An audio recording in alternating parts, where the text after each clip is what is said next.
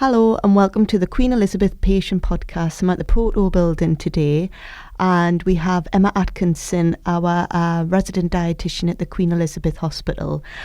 As it's Breast Cancer Awareness Month in October, we're doing some small bite-sized podcasts and, with my background being a breast care nurse, we have a lot of questions from patients who are newly diagnosed, and one of their first treatments is often chemotherapy. And they have a lot of questions about, maybe preparing for, especially nutritionally, and what the best foods are to have in, or what to maybe expect that will happen to the appetite when they go through chemotherapy. Emma, can you just kind of, from a dietitian point of view, what your kind of recommendations would be with that? So when patients commence chemotherapy, often one of the common questions that we get asked is, what do I need to avoid? What is the wrong things to be eaten? And what I would advise to that is that when you have chemotherapy, it can make you more at risk of developing infections. So the sorts of foods that we would advise to avoid would be those such as any sort of cheeses made with unpasteurised milk. So that could be some of the softer cheeses. It can be things like blue vein cheeses, brie, camembert, things such as that if it's made with an unpasteurised milk. Also Parmesan cheese is made with unpasteurised milk, which not a lot of people realise. Soft cheeses are fine so long as they are pasteurised. So for example, some of the branded, you can get cheese triangles and the spready cheese in a pot. As long as that is pasteurised, that's fine. Other foods that we would say to avoid is if you're having yogurts, avoid any sort of, the bacteria yogurt drinks or the individual yogurts that are made that say they have added bacteria added to them, and just go for the yogurts that are just a normal sort of creamy yogurt. Also avoiding things such as pate. And interestingly, grapefruit and several oranges, because there's an enzyme in those that can make the chemotherapy more toxic, so it's just avoiding those.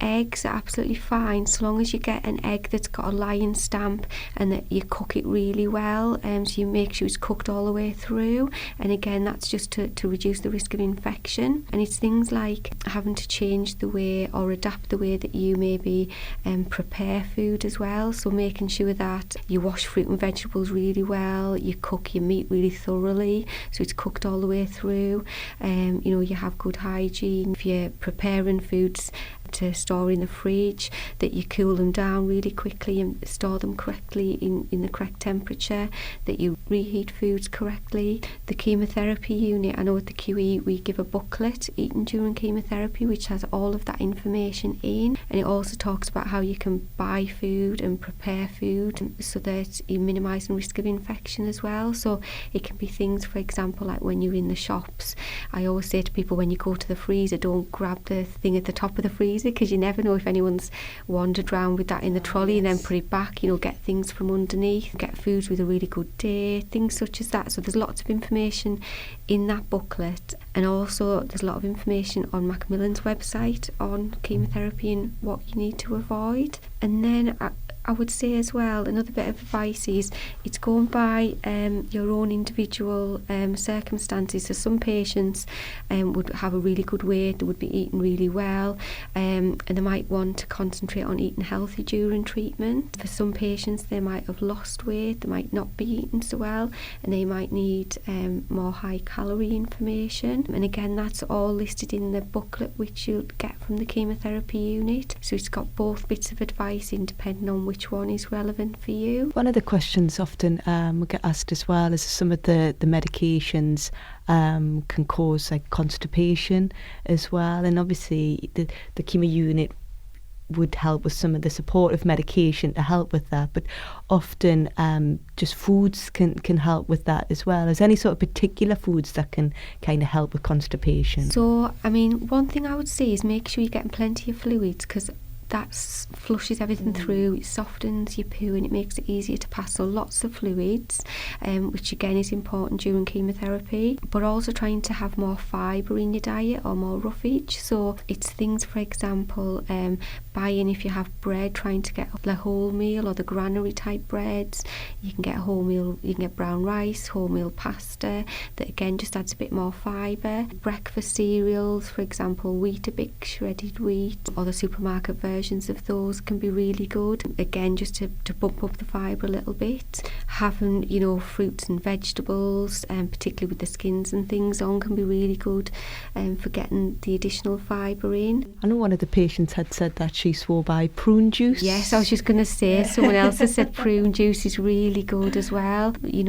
So having a little bit of prune juice, I have heard that works really well. So maybe starting with a small amount and see how you go. Building up, but that can be really good, because I think, like you say, there's so many different things that can, like medications and lack of activity, if you're not feeling well, all can make your bowels a bit more sluggish. So just if you can increase the fibre up and you can increase the fluids. And if you look on the British Dietetic Association webpage, they have food fact sheets, and they have one on fibre, which is free to download, and it has on there all the various sources of fibre that you can introduce. It's got some tips for ways you can introduce it, so that's a free resource that can be downloaded as well. Yeah, and I think, again, just from my experience, I think there's sometimes an assumption that when you start chemotherapy for a lot of the breast cancer patients that they would lose weight, whereas we see sometimes a significant weight gain with some of the patients, which is difficult when you've maybe lost your hair, maybe lost a breast, and then you come to the end of the journey with the chemotherapy, and you may be a stone and a half heavier, and it has a huge effect on body image. And and I would never advise on any sort of low-calorie diet as you're going through chemotherapy. But you think it's very important to be mindful about calories, if you're kind of more prone to putting on weight. Definitely, because I think a lot of patients, like you say, do lose weight in their cancer journey, but I think often it's assumed that that's going to definitely happen. So that I think sometimes patients think, well, I'm going to eat what I want because I'm having treatment and I've got this diagnosis and I don't want to lose weight. But actually, for some, they might put a lot of weight on. So it's going by what's individual for you. And if if your appetite is good and you haven't lost weight, it's trying to maybe try and maintain your weight even during treatment, and try and make sure that you are eating well. Because as you say, you would then maybe get to the end and you might then there might be concerns with body image or weight, but I think it's also being kind to yourself as well, because I think it's such a difficult time, and it's getting that balance, isn't it? And I think when you get to the end of treatment, if you are at that point where you maybe have put weight on or you're not happy with your weight, you can still get support at that point as well. Yeah. So when a patient comes to the end of treatment and they kind of realise that maybe a stone and a half heavier, and again that the weight can be changed, I suppose, if they've lost a lot of muscle mass and they haven't been as active and things like that. And obviously you're dealing with the fatigue levels as well, so it's a perfect combination for that weight gain. But again, like I say, it's been such on a massive journey, and it's lifestyle changes, and we can still do that, I suppose, at the end with the right support. And we've got a lot of community help within Gateshead, Newcastle and Sunderland as well. And Emma's going to be part of our health and wellbeing talk that we're going to do for patients when they come towards the end of treatment, to maybe if you need that help and support, is understanding who are the professionals to maybe turn to for the right advice, because we know that sometimes Dr. Google and there's a lot of people that will push diet fads and shakes and pills that aren't necessarily the right thing to be doing. So if the patient's coming to the end of the journey and they have noticed they've gained a substantial amount of weight, we have got resources in place to help with that. So like I say, Emma's going to be on hand to be helping us with some of our health and wellbeing sessions. So if any patients are interested in this, get in touch with your specialist nurses and we can let you know what the next date for that as well. But that's great. There's some fantastic tips there, Emma. And like I say, you've done some other great podcasts as well, which you can find on the Gateshead internet site. So thanks again, Emma. Thank you.